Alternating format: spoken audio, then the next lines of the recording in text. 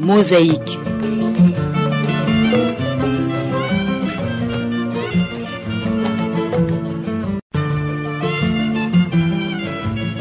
Mosaïque.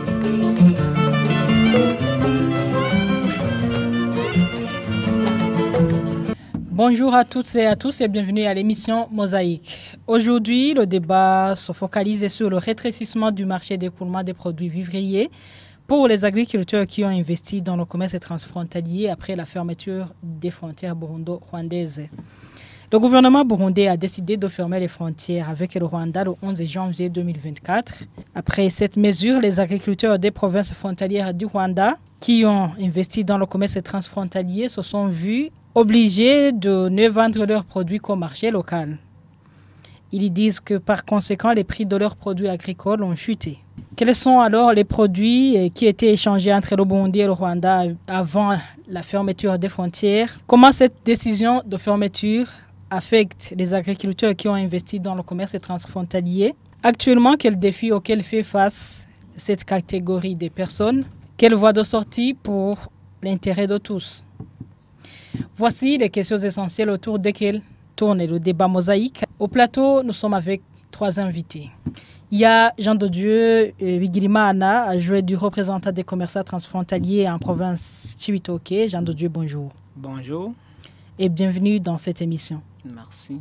Nous sommes également avec Élie Ronald de Boniza, qui est l'expert en commerce international. Élie, bonjour. Oui, bonjour. Bonjour et bienvenue encore une fois. Oui, merci de votre invitation. Nous avons également Madame Monique Kayibanda, elle est économiste et experte en genre. Bonjour Madame Kayibanda. Bonjour. Bienvenue à cette émission Mosaïque. Merci beaucoup, c'est avec plaisir que je suis ici.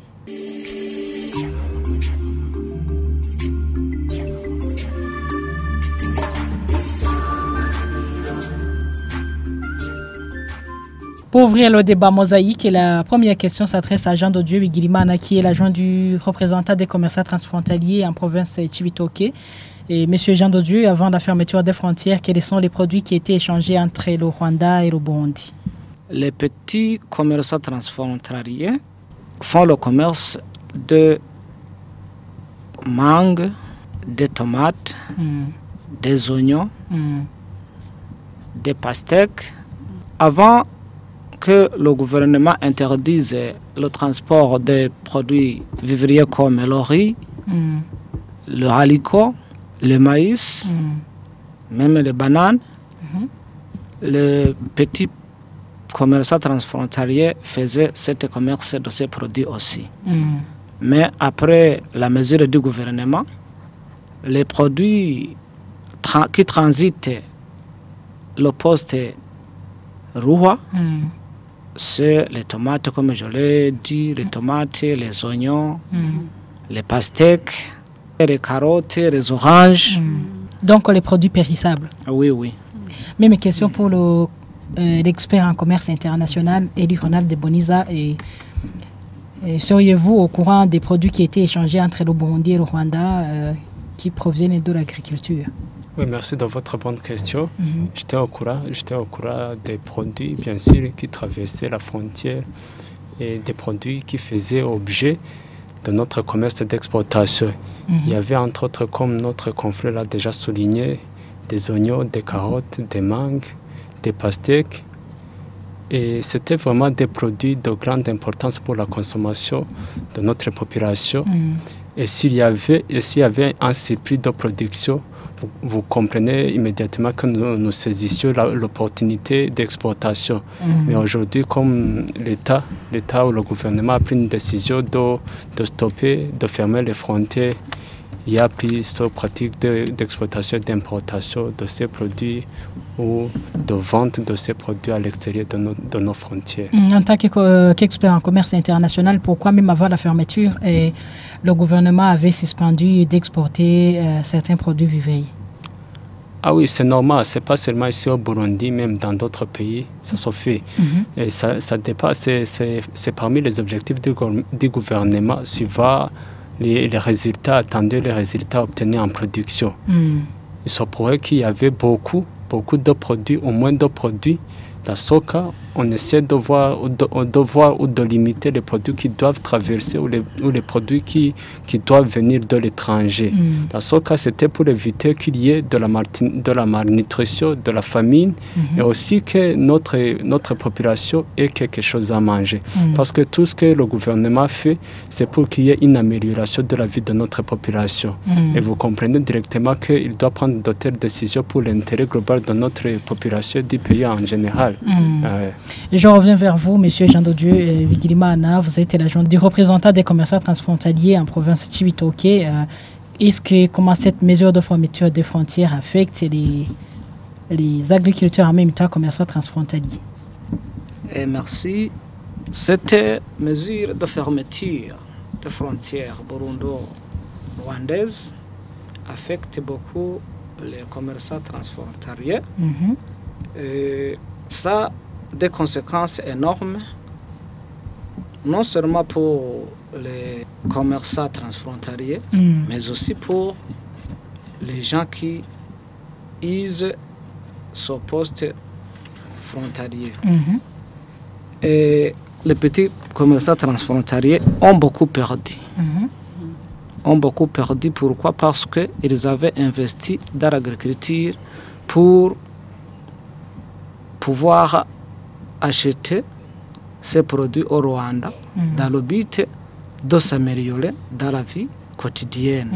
Puisque ce commerce les aidait à payer les frais scolaires pour leurs enfants, l'habillement, les soins de santé. Mais pour le moment, comme la mesure est déjà tombée, c'est une grogne au sein de cette catégorie de personnes qui font ce commerce.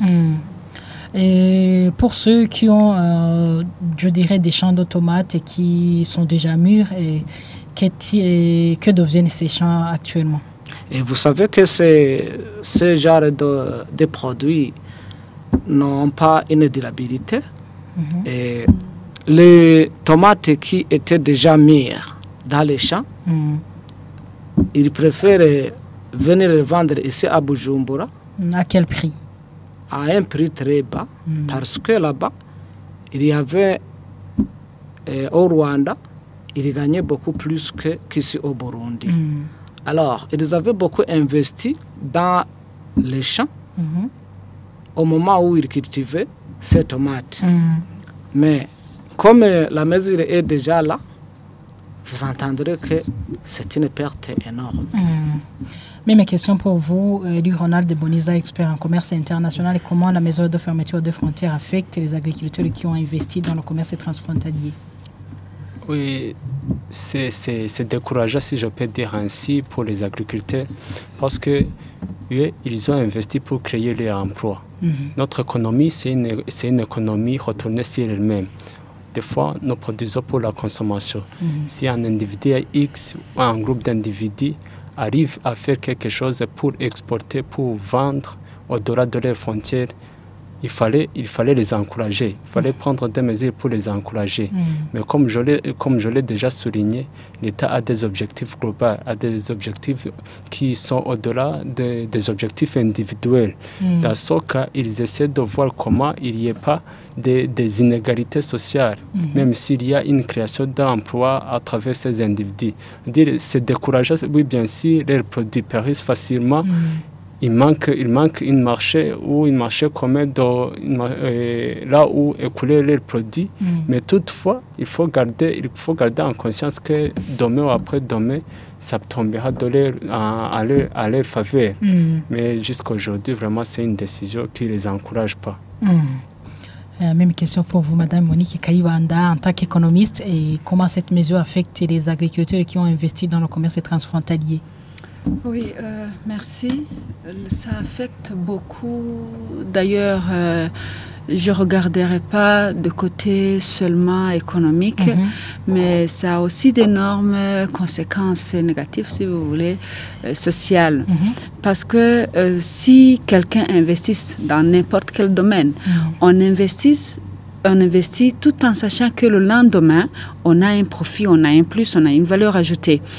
Alors, quand on investit et qu'on n'est pas préparé, qu'il y aurait une mesure qui viendra arrêter ce qui est planifié et que c'est au moment de la récolte ou bien au moment où les champs sont déjà en attente de récolte et qu'il y a une mesure qui tombe, quelle que soit la mesure. Hein. On se rappelle le temps de Covid, on se rappelle le temps, il n'y a pas longtemps aussi, il y avait la fermeture, on se rappelle le temps des inondations. Bon, ce qui est sûr, ça affecte beaucoup, ça affecte économiquement parce que ce sont des revenus qui étaient attendus dans la famille, ce sont des revenus qui étaient attendus dans le pays qui ne sont plus là. Alors, c'est vrai, on peut parler, on écoule ça sur le marché local, mais est-ce que le marché local, sur quel prix, comme vous avez dit, ça veut dire que les revenus attendus ne seront pas là. Aussi, peut-être, ce qui était prévu, que ça se consomme à l'étranger, c'est qu'il y a aussi ce qui se fera consommer localement. Mais si tout se verse sur le marché local, je me demande si finalement il n'y a pas, comment dirais-je, un surplus, une surproduction au niveau local et on ne peut plus consommer. Alors s'il n'y a pas peut-être des stratégies de conservation, de faire autre, vous comprenez que ce n'est pas seulement que ce n'est pas vendu, mais c'est aussi une perte parce qu'il y a des choses qui seront versées et jetées. C'est trop grave. Socialement, quand dans la famille, il y a donc ce sera de la police. Oui. Et tu t'imagines, je me rappelle le temps des mandalines. Je pense que vous vous rappelez de cette affaire-là. Socialement, c'est une famille qui attendait qu'une maman part, revient avec quelque chose et il n'y a plus. Les enfants, la scolarité, la cohésion sociale, donc tout. Il y a d'énormes conséquences négatives, que ce soit au niveau économique, que ce soit au niveau social. Est-ce que le commerce transfrontalier peut renforcer la cohésion sociale? Bien sûr. Comment? Vous savez, quand on a un voisin, même dans le quartier, tu souhaites vivre avec lui. Et pour vivre avec lui, on dit alors s'il n'y a pas d'échange, si on ne se salue pas, si il n'y a pas d'échange, il n'y a pas cette cohésion sociale. Il n'y a même pas, je parlerai de renforcement au niveau de la paix. Donc, la fermeture des frontières, quelles que soient les causes, quel que soit le pourquoi qu'on peut dire que c'est très fondé parce que la sécurité prime, il y a vraiment d'énormes conséquences, des problèmes qui surgiront, pas seulement pour ces gens qui habitent les frontières, mais nous tous.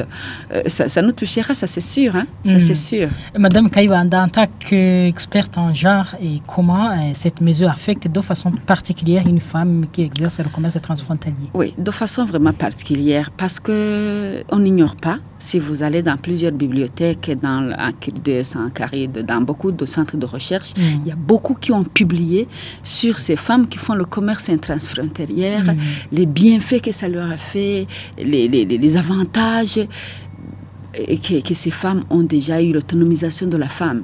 Alors, une fois que la femme n'a plus son métier, une fois que la femme ne participe plus dans le développement de la famille et dans le développement d'un pays, alors là, attendez-vous à des conséquences énormes. Attendez-vous. Parce que je ne veux pas dire que les hommes sont irresponsables, mais on sent aujourd'hui, on voit plus la présence des femmes dans le commerce, plus précisément dans le commerce transfrontalier. Et on se demande si ces femmes ne font plus ça. Que deviendra ces enfants? Que deviendra ces foyers? Que deviendra même ce pays? Donc, la femme serait touchée en tant que femme, mais la femme serait touchée aussi parce qu'elle n'apporte plus quelque chose dans la famille et l'éducation. Donc, la femme particulièrement, je vais dire que moi, je pense qu'on aura même des violences basées sur le genre qui vont surgir. Pourquoi? Parce que quand on regarde les femmes qui ont été autonomisées, donc qui ont atteint une certaine autonomie, ils te disent, avant, j'avais des problèmes dans mon foyer, j'avais tout le temps des bagarres avec mon mari. Je pense que mon ami qui est là, il peut le dire. Il y a eu beaucoup de changements dans des foyers de ces provinces qui approchent des frontières. Il y a beaucoup de changements parce qu'il y a des femmes qu'on ne tape plus.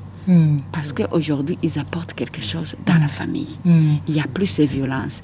Il y a beaucoup aujourd'hui des femmes qui ont su prendre la parole parce qu'ils ont vu ailleurs comment ça se passe. Ils se rencontrent avec d'autres femmes, ils se rencontrent parce qu'aujourd'hui, quand tu as l'argent, tu sais là où aller, tu sais quoi dire. Et voilà pourquoi moi je dis que ça touchera même, ça pourrait créer d'autres VSBG parce que la femme n'apporte plus ce qu'elle avait l'habitude d'apporter.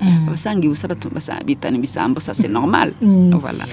Je reviens vers vous, monsieur Jean de Dieu Bigirimana, comme l'expert en genre vient de le dire. Est-ce que le commerce transfrontalier réduisait les violences basées sur le genre, spécialement en province de Cibitoke, qui est frontalière du Rwanda et de la RDC? Oui, bien sûr, comme vient de le dire, le commerce transfrontalier réduit les questions de violence dans les ménages. Et nous savons que les petits commerçants transfrontaliers transportent leurs produits tantôt sur les verrons, tantôt sur la tête, tantôt dans les véhicules. Et quand une maman porte ses produits sur sa tête et arrive au Rwanda, elle est sûre qu'elle va amener une ration pour sa famille.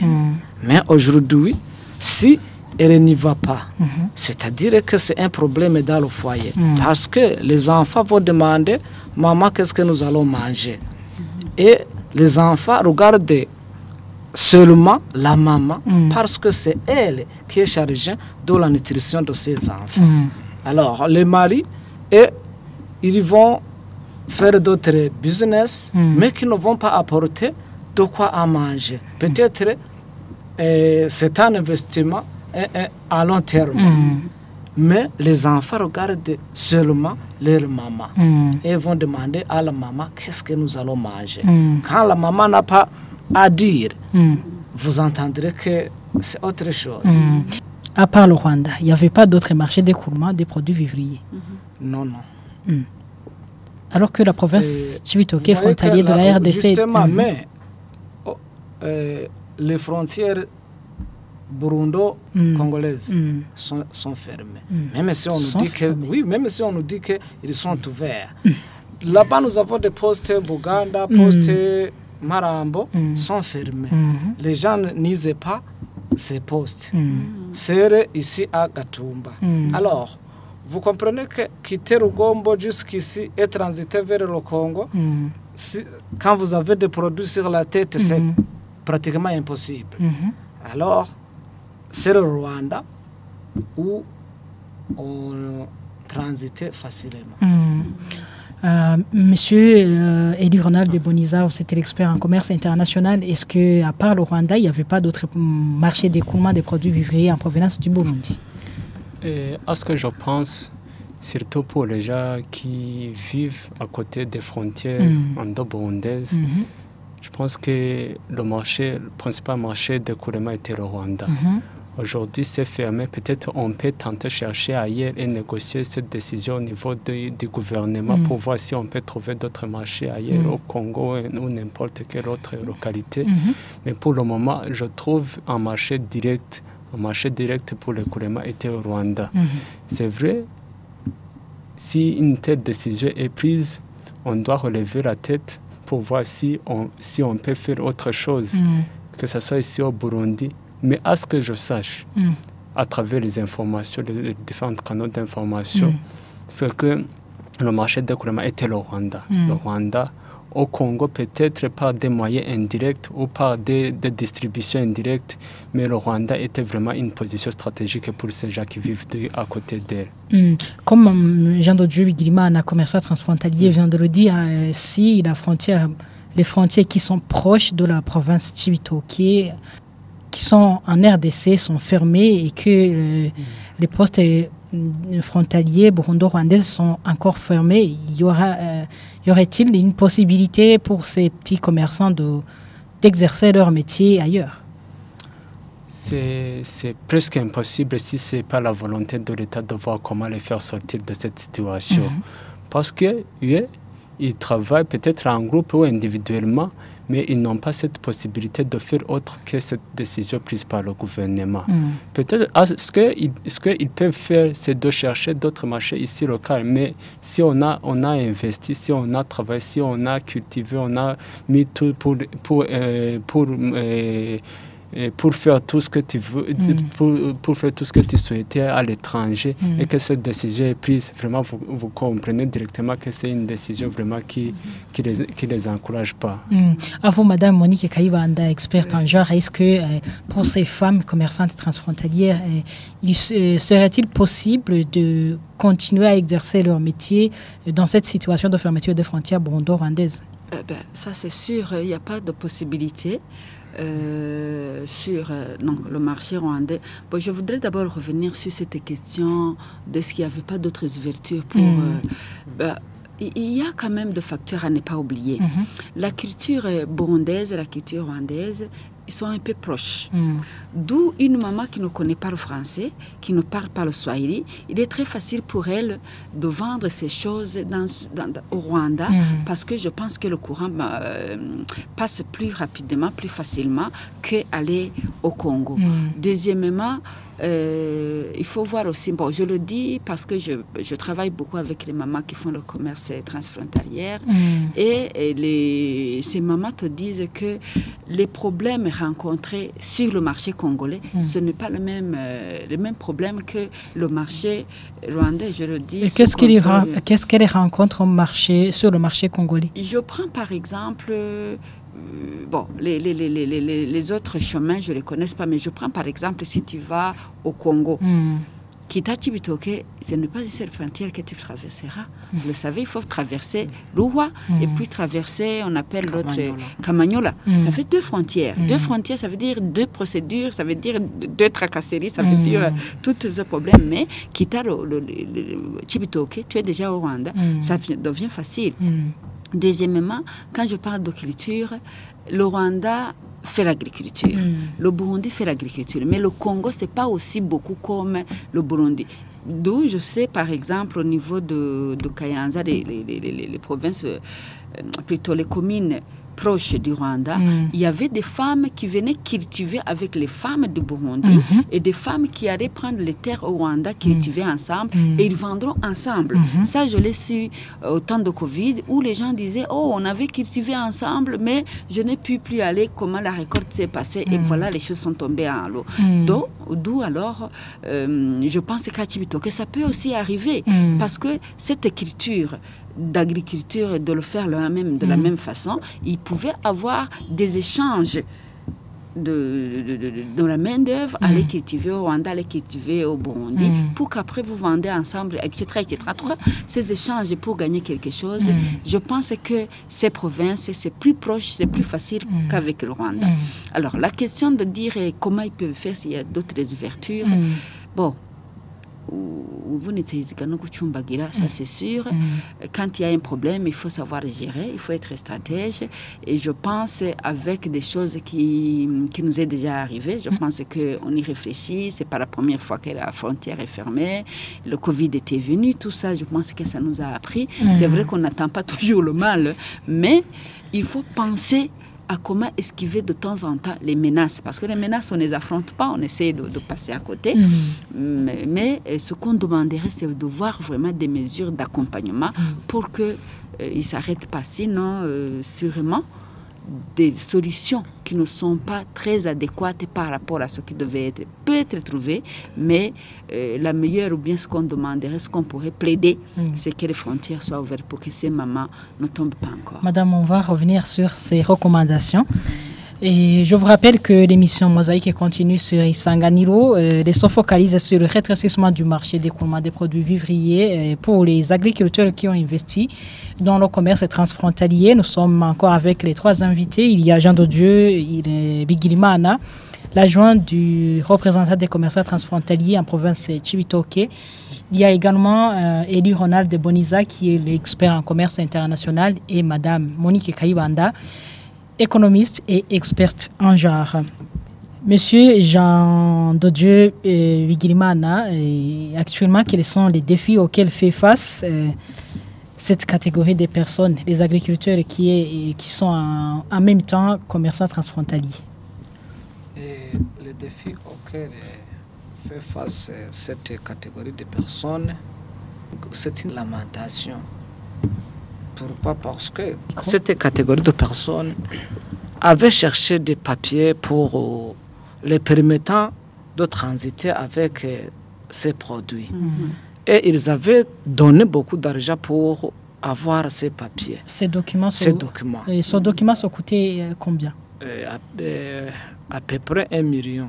Pour le petit commerçant. Quand vous échangez avec les petits commerçants, il y en a d'autres qui disent qu'on donnait beaucoup plus que 1 million pour avoir ces documents. Alors, vous entendrez que les grognes ne manquent pas. Ils attendaient écouler leurs produits au Rwanda pour avoir leur argent qu'ils ont donné. Mais pour le moment, c'est pratiquement impossible. Donc, ils se lamentent. Comme l'autre l'a dit, on ne peut pas s'insurger contre la mesure du gouvernement. Parce que le gouvernement, en prenant cette mesure, a voulu défendre l'intérêt même de la population. Donc, on doit vivre dans cette situation malgré tout. Même question pour vous, Élie Ronald de Boniza, vous êtes l'expert en commerce international. Quels sont les défis auxquels font face les agriculteurs en même temps investisseurs dans le commerce transfrontalier? Oui, on a beaucoup de défis, mais les défis majeurs sont entre autres la pauvreté dans les familles, parce qu'aujourd'hui, ces gens qui travaillent comme ça, ils n'ont rien à faire. Parmi eux, il y a une maman qui demande tout, mais qui n'a rien. Ils sont obligés de chercher autre chose à faire parmi les autres personnes qui ont investi dans des domaines un peu particuliers. Et pour ces gens, vous comprenez que c'est un défi majeur, mais ça impacte aussi notre gouvernement indirectement, parce qu'il n'y a pas en contrepartie ce qui revient. Parce que ces gens créent de l'emploi, créent quelque chose à faire, mais aujourd'hui, les frontières sont fermées. Les transporteurs de ces marchandises n'ont rien à faire. Les agriculteurs dans les champs, ils n'ont rien à faire, parce qu'aujourd'hui, ils n'investissent pas en présence de ces gens qui essaient de faire qui essaient de voir comment les accompagner. Et il y a beaucoup de choses, il y a beaucoup de défis. Chaque fois qu'on voit ces genres de décisions, il faut chercher la voie de sortie. La voie de sortie reste toujours dans les mains du gouvernement et des responsables du gouvernement. Mais il faut souligner que vraiment il y a des inégalités sociales, la pauvreté, manque d'emploi, indépendance financière qui persiste toujours. Est-ce que ces inégalités sociales découlent de cette fermeture des frontières burndo-rwandaises? Ah oui, certainement, parce qu'il y a des gens qui ont quelque chose à faire, et les autres qui n'ont rien à faire. Dans ce cas, vous voyez que le niveau de vie, les inégalités restent là. Est-ce qu'avant la fermeture, les inégalités sociales n'existaient pas? Peut-être pas sur le même standard, mais aujourd'hui, c'est remarquable parce que les familles sont frappées de pauvreté. C'est quelque chose qui s'affiche devant eux. Madame Monique Kayibanda, économiste et experte en genre, et comment la mesure de fermeture des frontières burndo-rwandaises affecte les personnes agriculteurs et en même temps commerçants transfrontaliers? Oui, ça les affecte beaucoup parce que, comme les autres l'ont déjà signalé, être dans une situation où tu avais investi, où tu avais voulu se développer et que tu te retrouves coupé de tout, c'est déjà le stress. Je vais aller pas seulement au niveau économique, mais au niveau sanitaire aussi. Je pense qu'on peut voir des gens qui tombent malades de cette situation.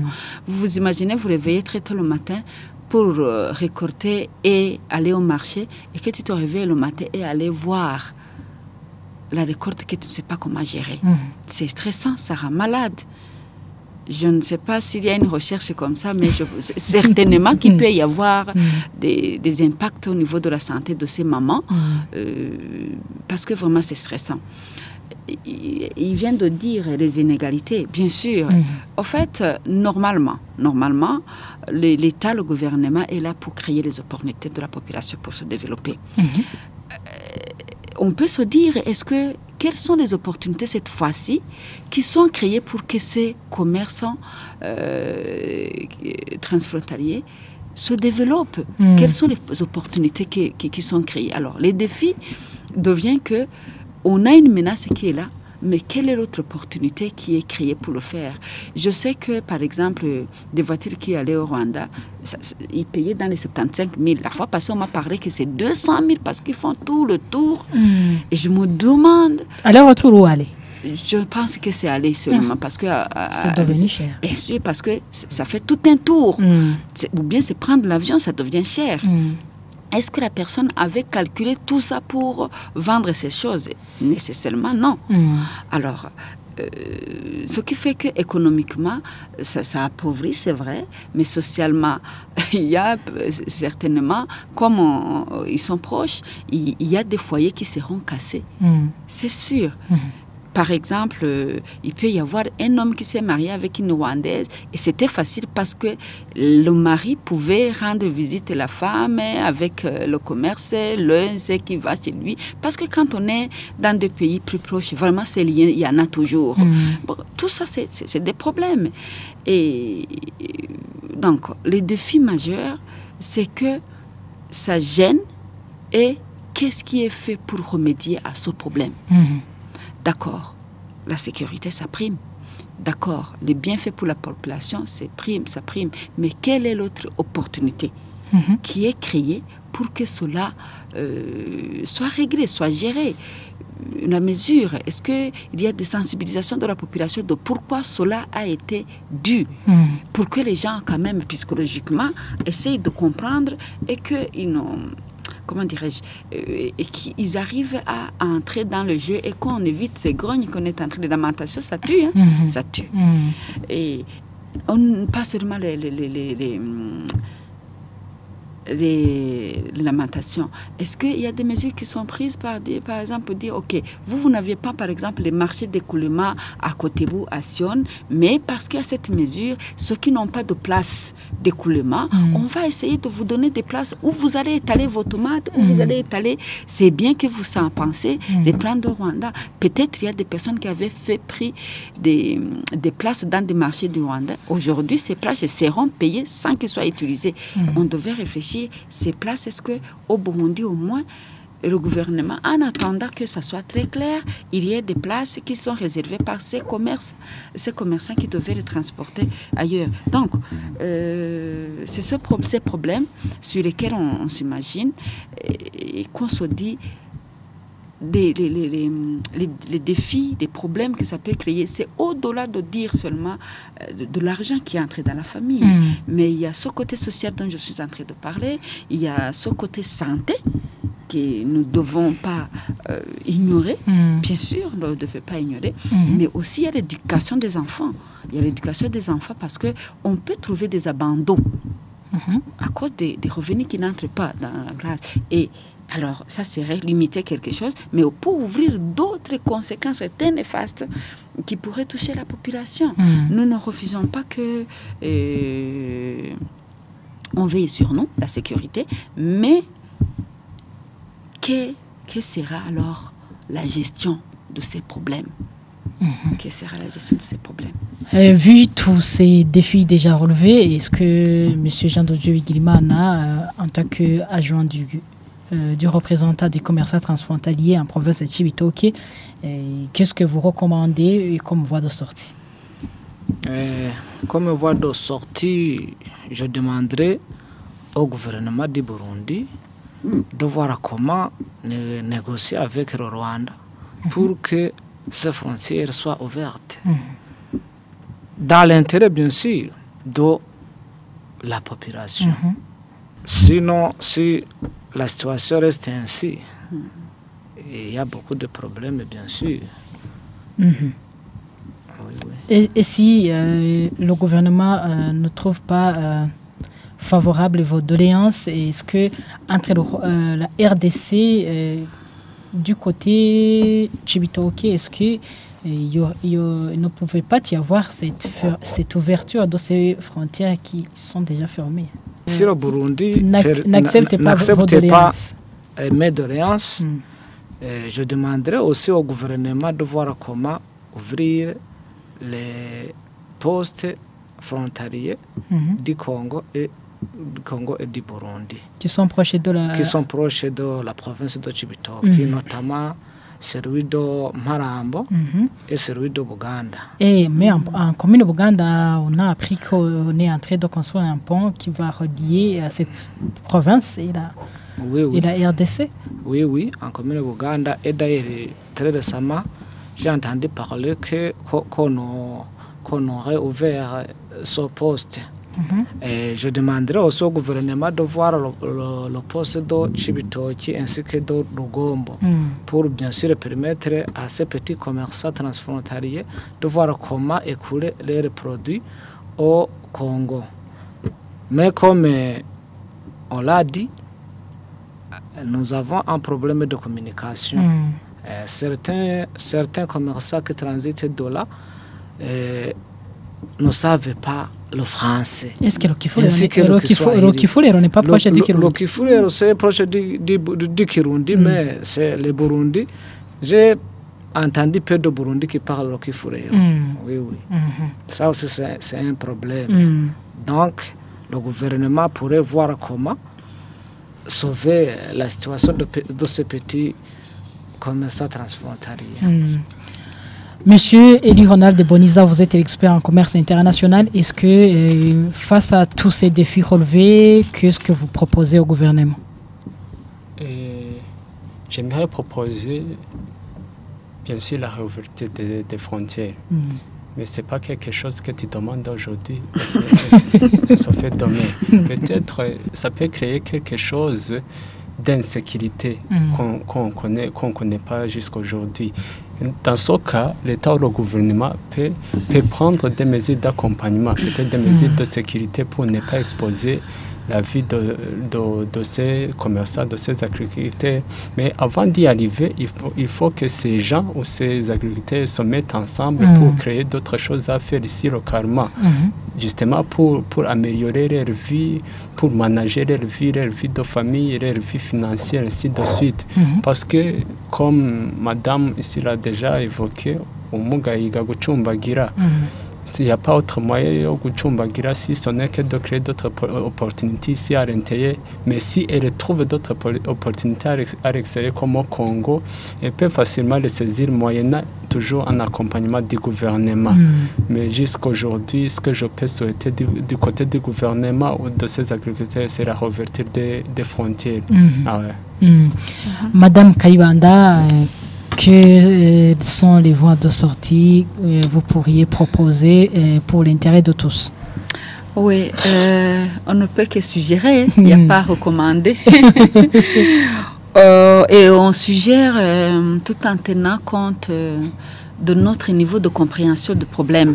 Parce que je l'avoue personnellement, le problème, je ne le comprends pas réellement de ce menace jusqu'à la fermeture des frontières, mais certainement que le pays a vu qu'il est important que les frontières soient fermées temporairement, tout en espérant, pour que les choses marchent bien. Mais en attendant, qu'est-ce qu'on peut suggérer, qu'est-ce qu'on peut demander? On plaide qu'il y ait négociation politique. En tout cas, au Burundi, il y a beaucoup de crises dans lesquelles on a déjà passé grâce aux négociations. Et il ne faut pas qu'on passe en négociation après qu'on est dedans dans beaucoup de problèmes, que ça urge pour le bien-être de ce commerçant transfrontalier, spécialement aux femmes, vraiment pour le bien-être de ces femmes. Et parlant de la femme, je vais parler de famille, je vais parler de foyer, je vais parler de ses enfants. Donc, ne pas penser seulement aux problèmes politiques. Il y a toujours, on a des pays qui ont des problèmes entre eux et qui essaient de le gérer de manière que la population ne soit pas très touchée. Il y a des pays frontaliers qui sont en conflit, qui ont des menaces, mais qui ne ferment pas des frontières. Mais peut-être, ça dépend de la grandeur du problème. Mais alors, si c'est possible que nos autorités qui nous entendent et qui pourront nous entendre, regardent s'il y a moyen de négocier, ne fût-ce qu'au moins de se limiter pour que les frontières soient ouvertes, au moins pour que le problème soit réglé au niveau des commerçants. Parce que dans les négociations, il y a toujours des urgences qui se règlent et d'autres se négocient petit à petit jusqu'à on aboutit à quelque chose. Donc, dans ce qu'on négociera tout au début, négocions pour que les frontières vraiment soient ouvertes, en fait que ces problèmes économiques dont nous avons parlé, ces problèmes sociaux, ces problèmes sanitaires, vraiment nous n'arrivons pas à de grands problèmes qui pourraient surgir et ce n'est pas à négliger, ce n'est pas à banaliser. Donc que ça urge, la négociation.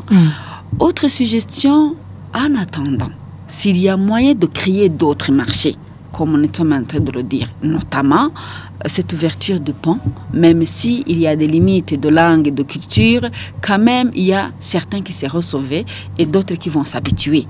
C'est bien. S'il y a moyen de créer des marchés au niveau de la Tanzanie, au niveau du Kenya, j'ai entendu qu'il y a des marchés pour les lapins, pour plusieurs autres produits, et qu'on facilite quand même. Qu'on facilite, par exemple au niveau des documents, au niveau des transports, on peut réunir les commerçants ensemble et prendre les transports en commun, mais que le marché soit sûr qui a été négocié par l'État et que on attend que ça revienne pour que quand même on réfléchit en termes qu'il y a des personnes qui avaient investi pour vendre. Il y avait des personnes qui avaient investi pour vendre et ces personnes, je suppose, je présume, je reparle sous contrat de M. Jean, ils payent des impôts, ils payent des taxes, donc ils développent le pays. Alors, pour le bien-être, pour améliorer les conditions de vie de ces personnes, s'il y a moyen de créer des marchés comme on crée pour d'autres produits qui sont en train d'être importés, s'il y en a comme on l'entend de temps en temps, ça serait bien et aider la population à prendre des stratégies adéquates. Parce qu'une maman là-bas, qui n'a pas aussi beaucoup fréquenté l'école, penser qu'ils peuvent se mettre ensemble, après prendre une voiture, donc un moyen de transport ensemble, aller au-delà du Rwanda. Ce n'est pas toujours évident. Peut-être les mettre ensemble, les former, les dire comment ils doivent affronter ces genres de menaces. Ça serait quelque chose de bien. Ça serait des mesures d'accompagnement. Ça peut aussi être créer des marchés locaux. On sait que les places des marchés ne sont pas gratuites. Et il y a des marchés qui sont de l'État. Est-ce qu'il y a moyen au moins qu'on regarde ces personnes qui n'ont pas là où écouler parce que ça devient un problème, les aider? De Cibitoke au Rwanda, c'est plus proche que je pense de Cibitoke venir à Bujumbura, je ne sais pas. Mais peut-être on peut faciliter l'écoulement de ces produits surtout périssables pour que les choses marchent et que les gens ne soient pas attaqués de ces maladies et qu'on n'entre pas dans des pauvretés des familles. Voilà ce que je peux proposer. Madame Monique Kayibanda, spécifiquement pour la femme qui est agricultrice et qui a investi dans le commerce transfrontalier, qu'est-ce qu'elle doit faire en attendant la résolution de son problème? Première chose, il faut qu'elle accepte ça. C'est urgent. Ça, c'est urgent. Il faut qu'elle accepte ça, il faut qu'elle travaille sur son comportement pour savoir c'est arrivé, ça ne doit pas me tuer, je dois réfléchir de comment surpasser cela. Je le dis pour ne pas tomber dans des maladies. Autre chose, elle doit s'approcher aux autres. Il ne faut pas qu'elle reste dans son coin et se dire « Oh, je suis foutue, je suis morte, c'est fini ». Et rester dans les dialogues. Qu'est-ce qu'on fait? Le dialogue, au fait, de dire « On est morte hein? ». Il faut aller et chercher des personnes qui ont eu des problèmes, qui ont rencontré des problèmes et qui ont su surpasser ces problèmes. Il faut qu'elle en parle, ça. Les organisations, il y a des organisations qui ont accompagné ces femmes. Ils peuvent approcher ces organisations. On a formé beaucoup de femmes au niveau... Ils peuvent nous appeler pour les accompagner, réfléchir avec eux. On n'a pas de solution palpable, mais on peut réfléchir avec elles. Quelle est la solution qu'ils peuvent faire? Elles sont en association. Elles peuvent envoyer d'autres femmes pour aller chercher d'autres marchés, au moins une seule femme, découvrir d'autres marchés, chercher d'autres partenaires, chercher d'autres clients ailleurs. Ça urge. Sinon, il ne faut pas toujours attendre la solution qui vient de l'État. Ça peut traîner, ça peut venir vite. Entre-temps, tu seras en train de mourir. Donc, je demande aux femmes, vraiment, je merci d'ailleurs de me poser cette question. Je demande beaucoup, j'insiste, mesdames qui ont investi dans l'agriculture et qu'aujourd'hui la frontière est fermée, ce n'est pas la fin du monde. Ce n'est pas de dire on est foutu, mais asseyez-vous, réfléchissez aux autres opportunités. Quand on réfléchit, on peut avoir un atout. Mais quand on regarde au bout de ton nez, tu ne peux voir que la muqueuse. Donc, il faut aller au-delà et jusqu'à le jour que cette porte va s'ouvrir. Si une femme n'accouche pas normalement, elle fait la césarienne. L'enfant est là. Merci. Donc, voilà. Monsieur Ronald de Boniza, vous êtes l'expert en commerce international et quel est le clin d'œil pour ces commerçants transfrontaliers en général? Oui, ce que je peux le conseiller, il faut relever la tête.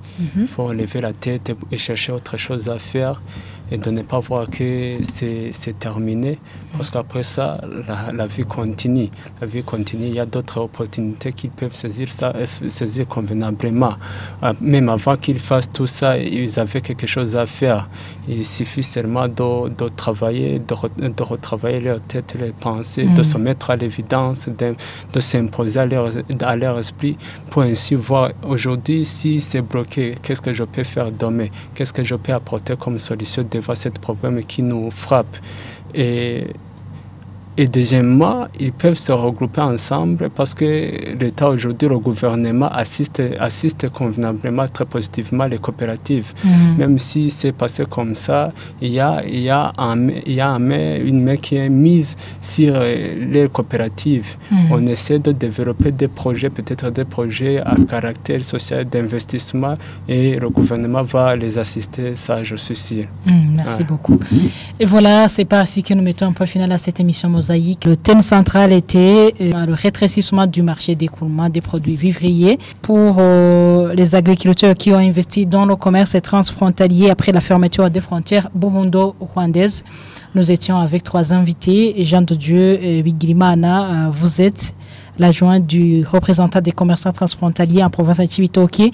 Merci d'avoir répondu présent à cette émission. C'est moi qui vous remercie. Merci également à vous, Monsieur Eli Ronald de Boniza, l'expert en commerce international. Merci d'avoir répondu présent à cette émission. Ah oui, je vous remercie de votre invitation aussi. Merci également à vous, Madame Monique Kayuanda, économiste et experte en genre. Merci de votre participation. Oui, merci beaucoup aussi pour votre invitation. Ça a été une opportunité aussi pour encore une fois accompagner les femmes et en savoir comment s'y prendre. Au revoir. Les programmes continuent sur Isanganiro. Mosaïque.